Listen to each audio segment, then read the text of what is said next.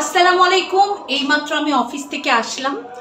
তো আমি কি এনেছি দেখেন, একটা পেঁপে কিনেছি। পেঁপে, এই যে পেঁপেটা দেখা যাচ্ছে না?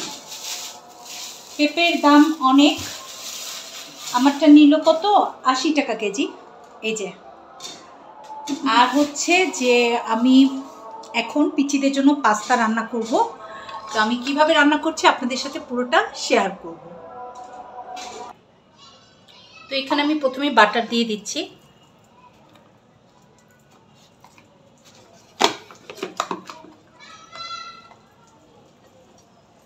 বাটার দিয়ে দিলাম।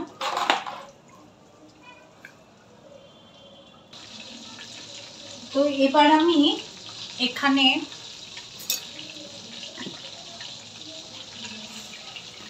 1 টেবিল চামচ, 1.5 টেবিল চামচ ময়দা দিয়ে দিলাম।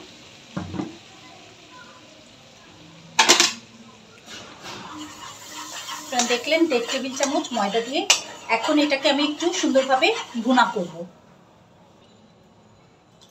এবার আমি একটু অরিগানো দিয়ে দিলাম, তারপর হচ্ছে একটু গোলমরিচের গুঁড়া দিয়ে দিলাম, খুব হালকা, জাস্ট ফ্লেভারের জন্য, কেননা পিচ্চিরা খাবে। এবার একটু টেস্টিং সল্ট দিয়ে দিলাম।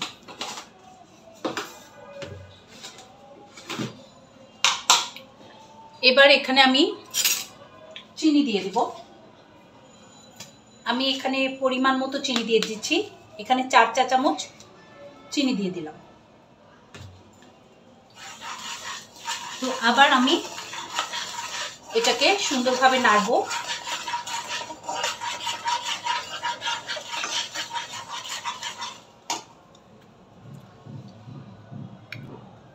একটু রসুন দিয়ে দিলাম। আমার কাছে এখানে রসুন কুচি নাই, রসুন কুচিটা দিতে পারলে ভালো হতো।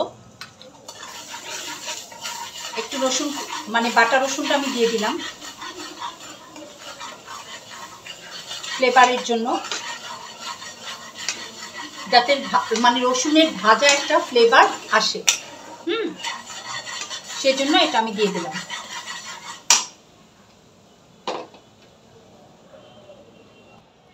তো রসুনের ভাজা ভাজা ফ্লেভারটা এসেছে। এবার আমি এটার ভিতরে দুধ গুলে দিলাম। আমি গুঁড়া দুধ নিয়েছি 1/2 কাপের মতো, তার মধ্যে 1.5 কাপ পানি দিয়েছি। পানি দিয়ে এই দুধটা গুলে দিয়ে দিলাম।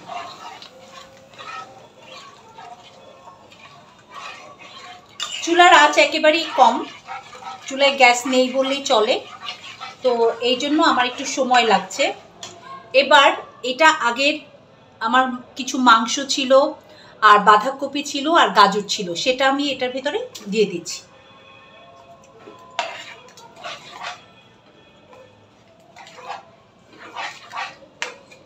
মাংস, গাজর, বাঁধাকপি সব আমি এটার ভেতরে দিয়ে দিলাম। এবার এটা 5 মিনিট আমি সেদ্ধ করব। সেদ্ধ করার পরে আমি পাস্তাগুলো দিয়ে দেব। তো একটু সেদ্ধ হোক। এবার আমি একে একে সসগুলো দিয়ে দেব। এখানে একটু ম্যাগি সস দিয়ে দিচ্ছি, খুব স্লাইট, হ্যাঁ, কারণ সসে কিন্তু প্রচুর লবণ থাকে। আমি একটু সয়া সস দিয়ে দিচ্ছি, ডার্ক সয়া সস যেটা। আচ্ছা, একটু ফিশ সস দিয়ে দিচ্ছি। আর এটা হচ্ছে ওয়েস্টার সস, একটু ওয়েস্টার সস দিয়ে দিচ্ছি, খুব স্লাইট।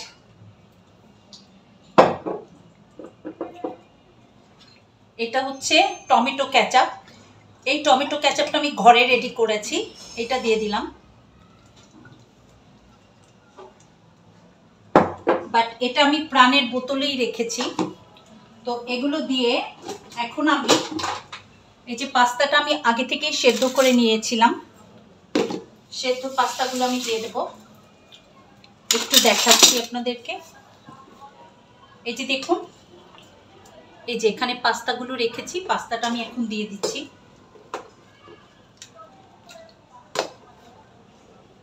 পাস্তাগুলো আমি পরিমাণ মতো দিয়ে দেব।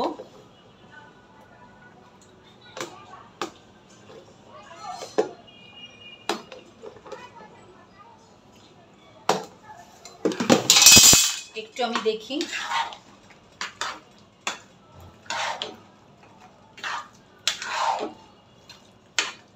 এই যে পাস্তাগুলো আমি দিয়ে দিলাম। আমি এখানে আরো একটু টমেটো কেচাপ দিয়ে দেব।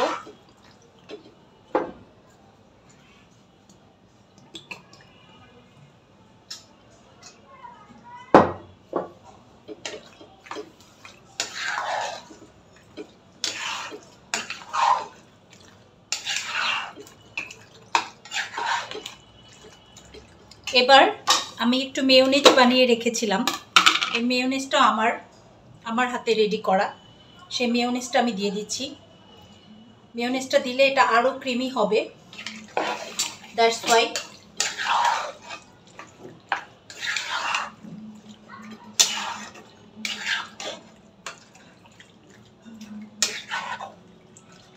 দেখতে পাচ্ছেন আমি আরও একটু পাস্তা দেবো, কারণ ঘরে লোকজন মোটামুটি বেশি আছে। হ্যাঁ, আরও একটু পাস্তা দিয়ে দিচ্ছি।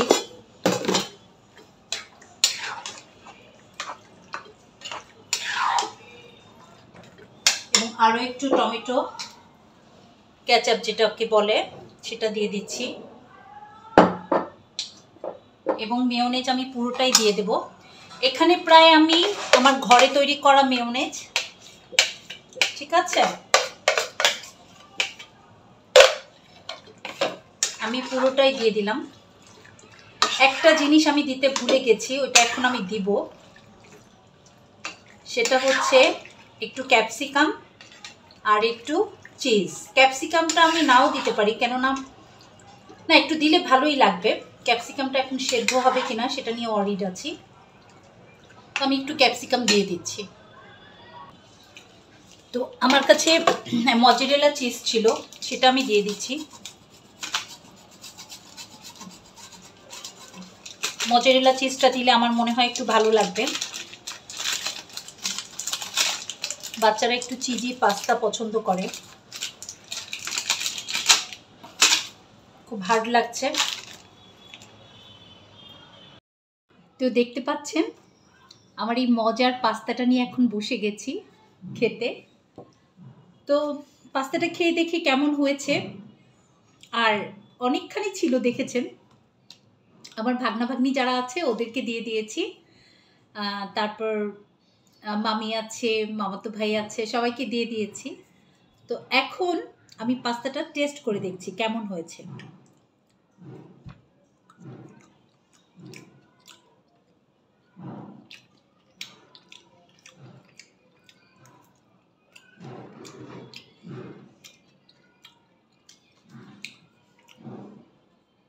আসলে ভীষণ মজা হয়েছে, বিলিভ মি। আমি যা যা আজকে দিয়েছি ঠিক তাই তাই দিয়ে যদি আপনারা এই পাস্তাটা রান্না করেন, মানে রেস্টুরেন্টে কি পাস্তা খান আমি জানি না, বাট ঠিক যে যে ওয়েতে যে যে প্রসেসে আমি পাস্তাগুলো রান্না করেছি ঠিক সেভাবে রান্না করবেন, ইনশাল্লাহ আপনাদের পাস্তা অনেক মজা হবে। আর একটা কথা বলি, পাস্তাটা সেদ্ধ করাটা আমি দেখাইনি, কারণ পাস্তা আপনারা ন্যাচারালি সেদ্ধ করতেই পারেন। তো পাস্তাটা সেদ্ধ করার প্রসেসিংটা আমি বলে দিচ্ছি। পাস্তাটা যখন সেদ্ধ করবেন তখন পানিটা ফুটিয়ে নেবেন এবং পানির মধ্যে অবশ্যই 1 টেবিল চামচ তেল দেবেন এবং আন্দাজ মতো মানে অল্প একটু লবণ দিয়ে দেবেন, যেমন ধরেন 1/2 চা চামচ লবণ দিলেন, ঠিক আছে, 1 প্যাকেট পাস্তার ভেতরে। আর হচ্ছে গিয়ে পাস্তাটা একদম প্রপারলি মানে ফুল সেদ্ধ করবেন না, 90% সেদ্ধ করবেন, 10% বাকি রেখে দেবেন। 10% এই যে যখন এখন যে রান্নাটা করলাম এই সময় 10% পাস্তা আপনার হয়ে যাবে। তো ঠিক আছে, সবাই ভালো থাকেন। তো আর একটা কথা বলি, আমি যে রসুনটা বেটে দিয়েছি সেটা না দিয়ে আপনারা যদি বাটারের ভেতরে রসুনটা একটু কুচি করে দিয়ে হালকা একটা ফ্লেভার ওঠা মাত্রই দুধটা ঢেলে দেবেন, ব্যাস, তাহলে আরও বেশি ভালো হবে। যদিও এটা খুবই ভালো হয়েছে এই আর কি। তো আপনাদের খাওয়াতে পারলে আমি ঠিক বুঝাতে পারতাম যে এটা কতটা মজার হয়েছে। সবাই ভালো থাকেন, আমার জন্য দোয়া করবেন যাতে নতুন নতুন রান্না নিয়ে আপনাদের সাথে হাজির হতে পারি। আর আজকের ব্লগটা যদি আমার ভালো লেগে থাকে আপনাদের, একদম নিঃস্বার্থভাবে আমার চ্যানেলটা সাবস্ক্রাইব করবেন এবং পাশে থাকা বেল আইকনে ক্লিক করবেন আর আমার রেসিপিটা শেয়ার করবেন। ঠিক আছে, সবাই ভালো থাকেন। আল্লাহ হাফেজ। আসসালামু আলাইকুম। আল্লাহ সবাইকে ভালো রাখুন।